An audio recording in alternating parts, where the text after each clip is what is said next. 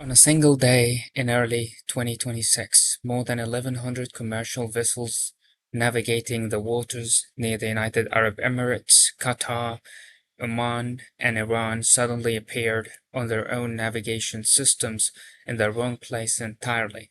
Some showed up positioned inside airports, some appeared to be sitting on the top of a nuclear power plant. None of them had actually moved. This is GPS spoofing, and it's no longer a rare or theoretical threat. It is now, by every available measure, one of the fastest growing infrastructure vulnerabilities in the world. The two techniques are related, but distinct. Jamming is comparatively blunt. A transmitter floods the same radio frequencies used by GPS satellites with noise, droning out the legitimate signal entirely, so a receiver simply loses its position fix. Spoofing is more sophisticated and arguably more dangerous. Rather than blocking the signal, an attacker transmits a fabricated but structurally convincing GPS signal, deceiving the receiver into calculating and reporting a false position, one the operator has no way to distinguish from a genuine one without independent verification. The scale, once you look at the actual tracking data, is genuinely striking. Maritime analytics from Leluid's List Intelligence logged 1,735 separate GPS interference events affecting 655 vessels over roughly a 5-week period in early 2026. Each incident typically lasting 3 to 4 hours. On the aviation side, data from the International Air Transport Association shows GPS signal loss events affecting aircraft increased by 220% between 2021 and 2024. Separately, European aviation authorities reported that approximately 123,000 flights were affected by navigational interference in just the first 4 months of 2025 alone. The, the instinctive assumption is that this is purely a conflict zone phenomena relevant to specific war-affected regions, but not a broader concern. The evidence doesn't support that comfortable assumption. The U.S. Federal Aviation Administration has explicitly noted that interference affects aircraft operating hundreds of nautical miles away from any active conflict, and the interference isn't confined to one region. Maritime security analysts report active GNSS manipulation across the Black Sea, the Red Sea, the Gulf of Oman, the Eastern Mediterranean, and the Baltic Sea simultaneously. A genuinely global pattern, not an isolated regional one. In a remarkable and unusual step, the ICAO, Assembly, the legislative body of the International Civil Aviation Organization, formally condemned the interference in 2025 and specifically identified Russia and North Korea as key sources in the European and Asian threat theaters, respectively, while separate reporting identifies Israel and Iran as principal sources of interference across the Middle East. The consequences of this go well beyond inconvenience. Precise, mutually trusted satellite navigation is the reason modern aviation and shipping can operate as densely and closely together as they do. Remove that trust, and the safety margins built into how closely aircraft can fly or how precisely ships can navigate narrow.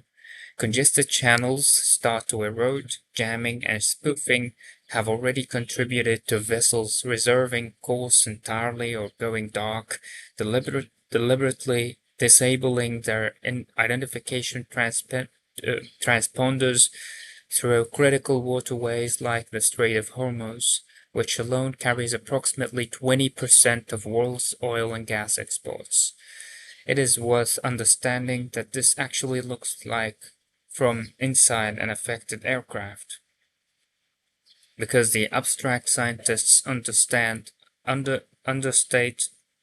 how disorienting spoofing specifically can be. Commercial pilots who have experienced these events describe navigation displays that gradually drift away from reality. The aircraft's shown position on the map sliding away from its true position, sometimes by as much as a mile, without any alarm or obvious signal that anything has gone wrong. Some crews have reported false altitude readings severe enough to trigger phantom terrain avoidance, warnings demanding an unnecessary climb, or navigation systems that briefly indicated the aircraft was taxiing on the ground while it was in fact still airborne. None of this is a hypothetical failure mode. These are first-hand documented accounts from working commercial pilots, and they illustrate precisely why aviation safety regulators treat this as an urgent operational concern rather than a background technical curiosity. This isn't a purely specialized aviation and maritime problem. The same underlying vulnerability extends to any device relying on civilian GNSS signals, which today means most of the world's smartphones, vehicle navigation systems, and increasingly critical timing infrastructure. Financial trading systems, cellular network synchronization, and power grid timing systems all quietly depend on the precise timing signal GPS satellites provide. Not just position data, a sufficiency disruptive regional jamming event doesn't just misplace a few ships on a map. It can degrade the timing precision that entirely unrelated systems hundreds of kilometers away have come to depend on without most users ever realizing that dependency exists.